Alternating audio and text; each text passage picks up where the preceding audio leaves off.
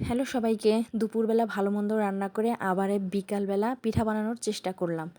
এই তো দুপুরবেলা তো গ্যাস তো নেই, কি আর করা যাবে, কারেন্টের চুলায় রান্না করতে হবে। তো আমি একটু মাংসটা অন্যরকমভাবে রান্না করছি। আর এখানে আমি একটু পোলাও রান্না করছি, আর ফ্রাইড রাইসও বলা যায়। যাই হোক, এর ভিতরে একটু ক্যাপসিকাম, গাজর, সিম এগুলোও দিয়েছিলাম। ওই কোনো রকম ফ্রাইড রাইস হয়েছে।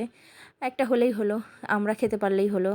তো এই যে এভাবে রান্না করলাম, অনেক কষ্ট হয়েছে রান্না করতে।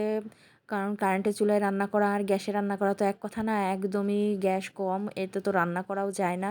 কি যে একটা সমস্যা। তারপরে হচ্ছে শশা কেটে নিলাম সালাদ হিসেবে।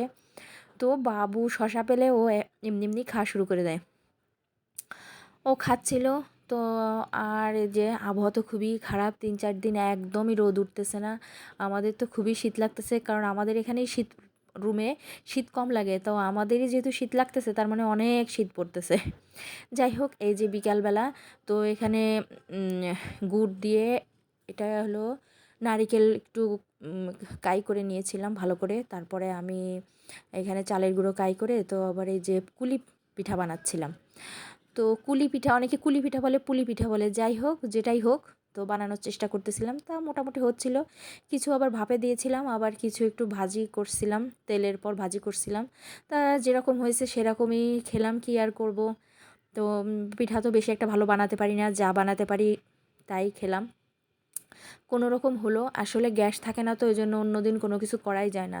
আর আজকে যেহেতু শুক্রবার বিকাল টাইমটায় গ্যাস আছে, তো ভাবলাম আমি একটু পিঠা বানানোর চেষ্টা করি, দেখি হয় কি না। কারণ শীতের ভিতর তো বাড়ি যেতেও পারতেছি না, মার হাতের পিঠাও খেতে পারতেছি না। তো কী আর করবো, তো নিজে বানানোর চেষ্টা করলাম। এই যাই হলো, যাই হোক, এরকম করে বেশ কতগুলো পিঠা বানিয়ে নিলাম। আবার এদিকে আমাদের ওখানে কাটা পিঠা বলে। তো ওই চালের গুঁড়া সিদ্ধ করে, তারপরে লম্বা লম্বা করে লেচি করে, তারপর ছোট ছোট করে কেটে নিয়েছিলাম। তো এগুলোকে আমাদের কাটা পিঠা বলে। তো এগুলো দুধ দিয়ে, গুড় দিয়ে রান্না করতে হয়। তো আমার কাছে খেজুরের গুড় আছে, তো সেটা দিয়েই রান্না করব। আর দুধও আছে, তো ভাবলাম এটা রান্না করব, আর পিঠাগুলো ভাজবো আর ভাপে দেব।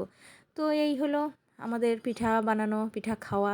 যাই হোক, কে কেমন পিঠা খাচ্ছে, বানাচ্ছেন, সবাই বলবেন। তো ঠিক আছে, টাটা।